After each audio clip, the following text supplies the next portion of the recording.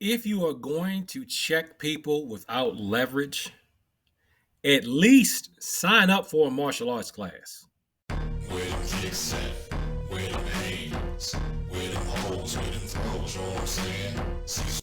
So now we're getting into a infinity loop here. This is a reaction to a reaction to a reaction. So this is me. I'm reacting and commenting on a video that was on a user named Sergeant Willie Pete's channel.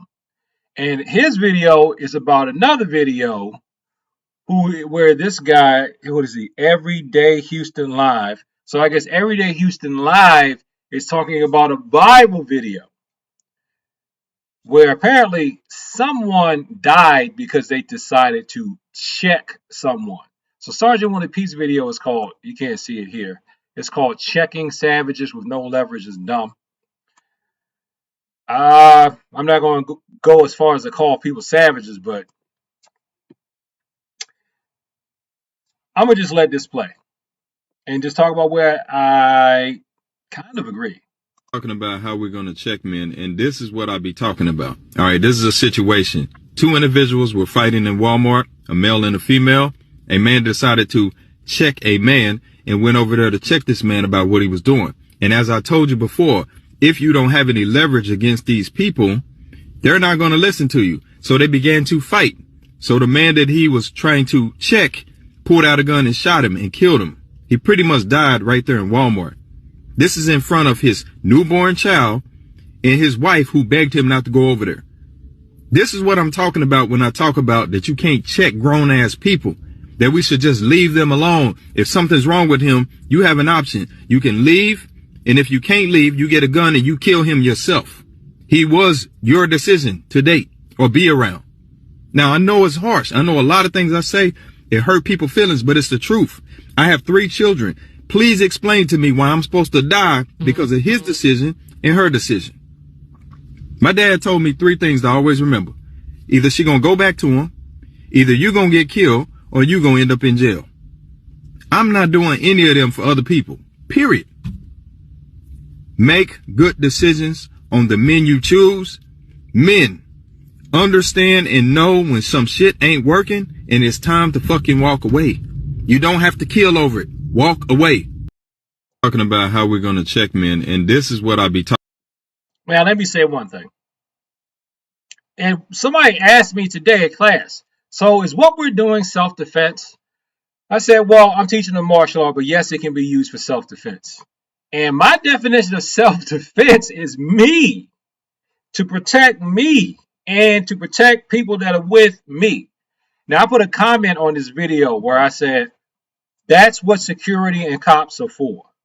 And that is what security and cops are for.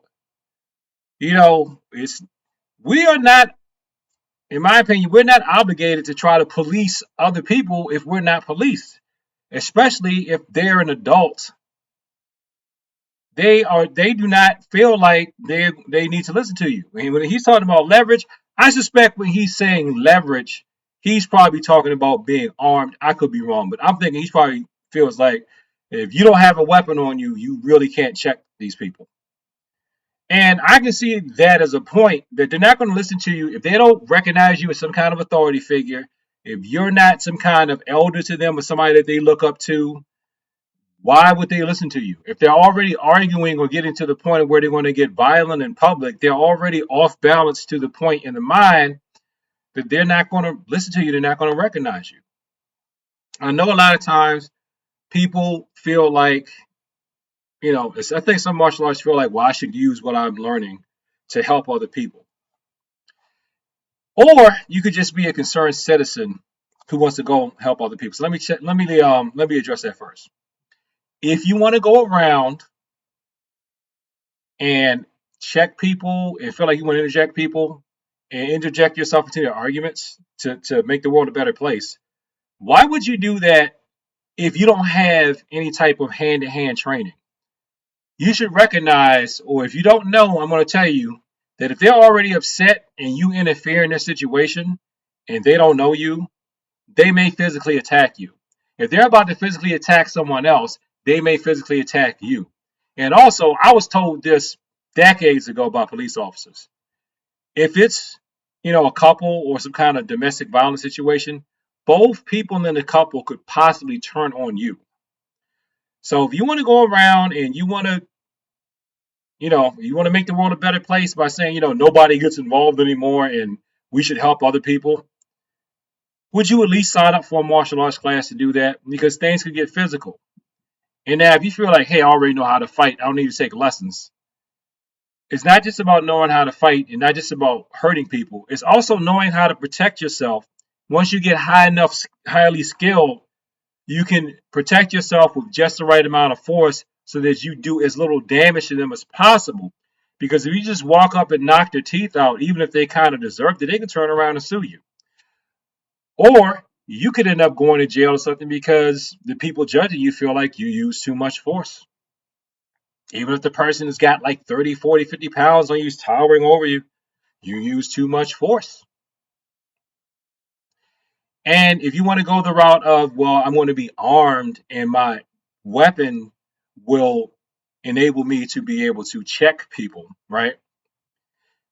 Weapons experts, any weapons experts that I've ever checked out online or that books of theirs I've read, they also recommend that you get some hand-to-hand training, that you don't just rely on the weapon, that you have empty hand training, that you can defend yourself without using a weapon, in addition to be able to use a weapon. I've said before, I don't carry a weapon. It is not because I am against it. It is just not practical for me where I work because you can't bring it there. You can't carry that with you. They really don't want you to have it, but they don't want to say that they don't want you to have it.